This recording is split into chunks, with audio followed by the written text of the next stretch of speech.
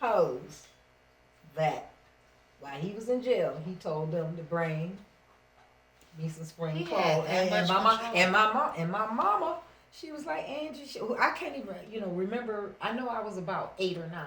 She was like, this so and so. I was like, hi, and she had all those dresses and some. So your daddy said, happy birthday. He had that much power. Still had hoes while he was in jail. Locked up. He was a handsome man. Mm-hmm. Handsome. Yep. And I know they be like, oh, today they be like, oh, yellow niggas is weak. Oh, not my daddy. Not him. Because he taught me. All my friends today be telling me. I was like, I used to get chased home every day. They was like, girl, not you. I was like, uh-huh. I said, I used to run home. The school was right across the street.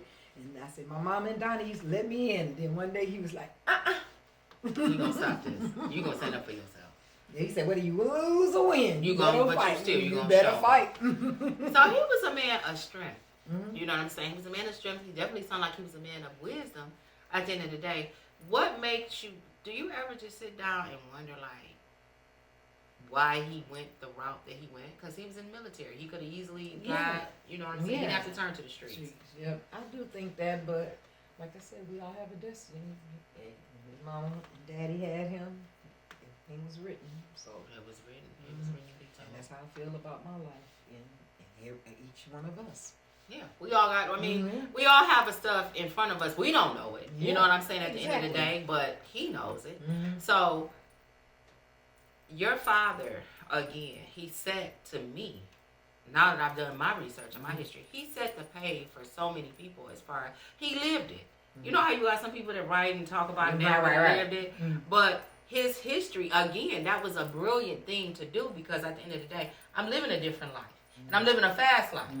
I'm going to write about it. And I'm going to write many novels about it. And I'm going to title them to the point where people can make movies and songs and all kinds of stuff out of it. He was not ashamed of what he was doing. No, he wasn't. He used to always tell us that, hey, try to do the best you can.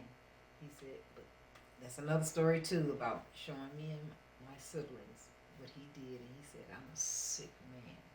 If you ever see any of your siblings do this, kill them first. Put a gun to their head because this is going to kill them slowly. And he said that to me when I was a kid. And now that I'm older, I was like, oh my God. And with all the drug stuff going on now, I see what he was saying. Wow. Everybody don't go to rehab and make it back. They don't. How are you and your siblings today? Good. We're good. I really want you guys to meet my brother Donald Jr. I would love to. Mm-hmm. I would love to. That's my baby, and my brother Christopher. My brother Anthony, he's gone. He had sickle cell. Okay. Both parents. Donald had the trait, and my mom also. Okay. So I was lucky. I just got the trait, and my brother too. After me, they had. Okay. Sorry, definitely sorry to hear that. So when you guys get together and y'all sit down, I mean, like, so your dad, like, is he buried? Yes, yes, I think it's on 13 Mile and Ryan. I think that's where they buried everybody back in the day. Okay, 13 Mile and Ryan. So, like, I know you told me he was like a Sagittarius, so that's a hustler right there. Yes. I think they're very charismatic, you know what I'm saying? Gonna have all the ladies. By any means necessary, he gonna get it. If there's a way, he gonna do it. I got some stories. You got a lot of stories. So, yes. So, like, let's do this. And then we'll probably come back later for part 2. Okay. Set the setting for the funeral. How old were you when he passed away? 15. 15. So that day, how was it? Oh, it was, oh my God, it was so emotional because that Sunday that he got unalive, that's what y'all guys, yes, that's the new word. He got killed. No. I went to school that Monday, and when I got on the bus, one of my friends, he got on before me, and he was like, why are you going to school? And I'm like, what do you mean? It's Monday. He was like, I heard your dad. I'm like, now, you know it's no internet. None of that. Right. Back in 1975. None of that. None of that. And I'm like, boy, bye. So we chilling and stuff. So my first hour class is gym. I change clothes, get in there. Bunch of girls down there. Why you at work? I heard your daddy, your so-called daddy got killed. That's what that was like. I'm like, girl, I just seen my daddy yesterday. And it was. I said, my daddy fine. We go in the gym. The gym teacher comes up to me. Howard. My mama's maiden name. They want you in the office. So, I go to the office. It was like, you got a phone call. Your mom wants you to come home. So, that's how it was back then, I'm like, okay, I'm just get on this bus and go on home. Mm-hmm. And then when I get home, I see all these faces. I knew something. And first thing I said, I hope it's nothing to do with my dad or my siblings. And sure enough, that's what your dad. Mm-hmm. Everything they were saying. And I say, how the streets know? So that's what I'm saying. The streets knew before I knew. So Angie, at that moment, what went through you? Oh, my stomach was down to, look, they say to that toenail. And all I can do is cry. And I was like, this is not real and like my mom, she didn't let us go to funerals. So to actually see, this is really like my first body. Your dad. He did a number on me. And now to this day, I'm just numb to death.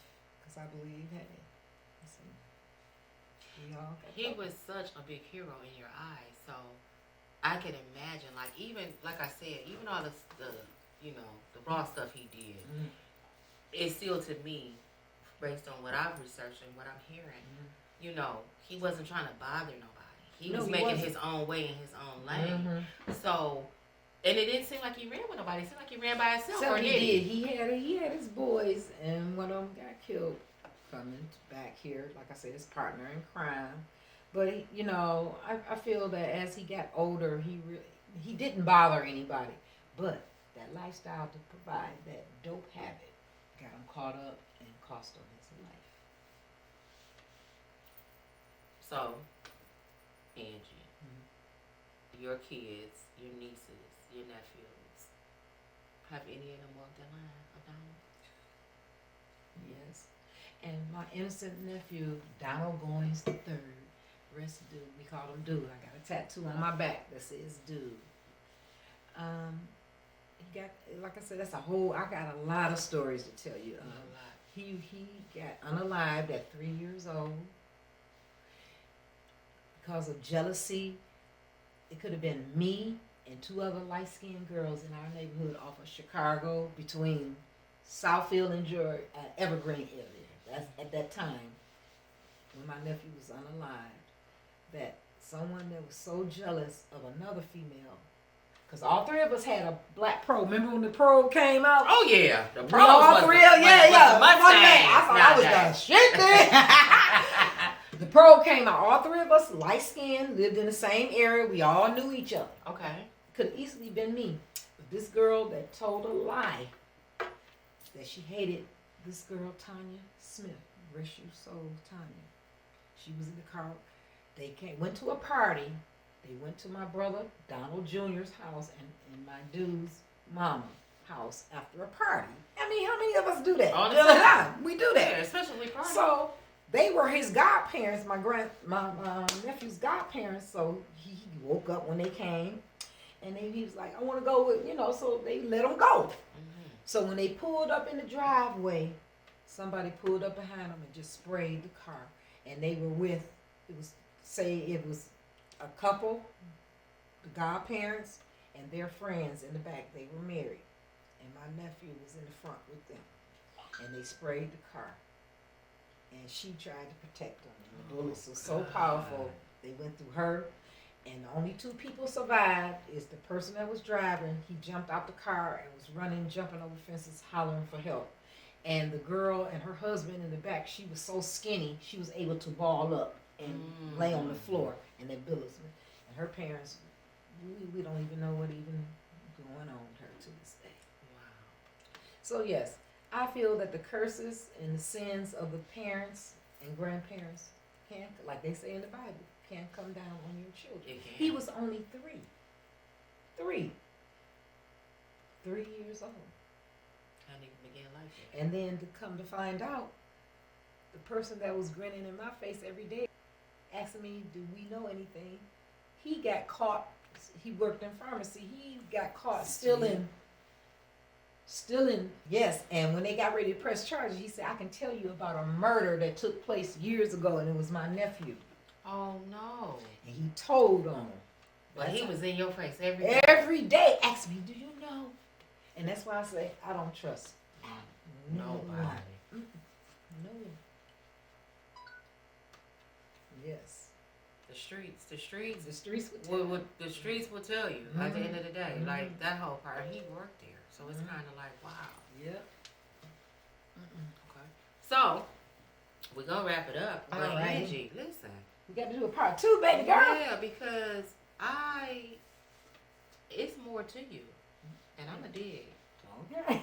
Thank you. And I'm going to find out. I'm going to find out. But you're such an open book, and your energy, you know what I'm saying? At the end of the day, like, everything that you went through, girl, you got angels all around you. Thank you. That's what your spirit, your energy is absolutely outstanding and amazing at the end of the day. And to sit down and to talk about this, you know what I'm saying, at the end of the day, like, your father was a fucking celebrity.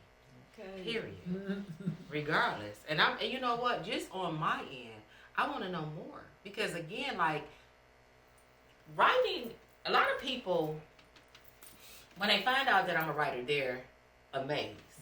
Right? And then the way that I write, right? They're amazed by that. And then believe it or not, so many times, Angela, I don't have to get on stage and didn't want to get on stage, but I've been forgot what the hell I wrote. Right. Exactly. But in that moment, when it's in your mind, I'm feeling your father on this tip.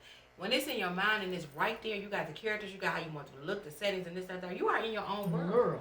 So it's not impossible to do it, but I've never heard of anybody else writing that fast besides me. I've heard, you know, Caitlin told me, like, dang, I can't believe, he's been telling me something, and I'm writing it. But I'm writing it in my notes. You probably wouldn't understand it, but I would understand it. Exactly. Until you edit it. Until I do what I need to do to whatever. But it's a story. It's a story, and I'm telling it, and I wanted to get out. And I think right there what he did was amazing, because at the end of the day, regardless of what they say, I get it, some drug users are selfish and things like that, but he wasn't.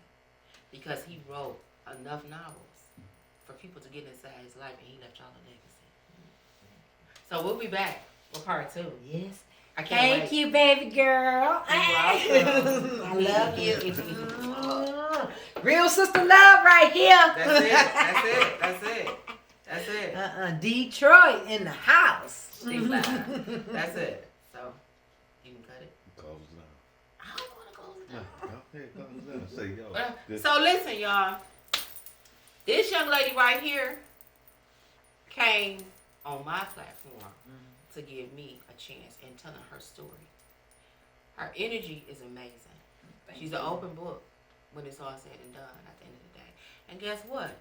I won't be the first. I won't be the last star. You know what I mean? At the end of the day, she gonna go all around. You know what I'm saying? I see her going on tour, telling her story. Because again, even with the situation with her dad, like the story she just told about the worker smiling in her face. Like, at the end of the day, I always feel like someone's story can help somebody else. Exactly. It's not always about, you know, we so selfish nowadays. And exactly. Listen, her daddy he had an addiction. He was a pimp. He was a hustler, right? And through all of that, he wrote his story in 16 books. He wrote his story at the end of the day. And the last one was, come on now, I got to do this. I'm sorry, I'm cheating just a little bit. But the #1 seller was Donald Wright's No More. It told the story of his life. And then from what I hear, he was killed. He was at a computer. He was at a typewriter typing. Yes. He had more to tell. But guess what? He did it all the way up until his very last. He about knew they was going to kill him. He didn't stop. So let me say this. This is also a lesson. He did what he loved to the day he died, all the way up to the moment, to the second. They killed him at a typewriter. So, to me, it's no excuse at the end of the day. He was a young man out here doing his thing, and he was doing what he was doing, and he knew it was going to come to an end, but guess what? He still stayed at that typewriter until they took him out. All right, y'all. Thank you so much. This was an amazing, outstanding interview.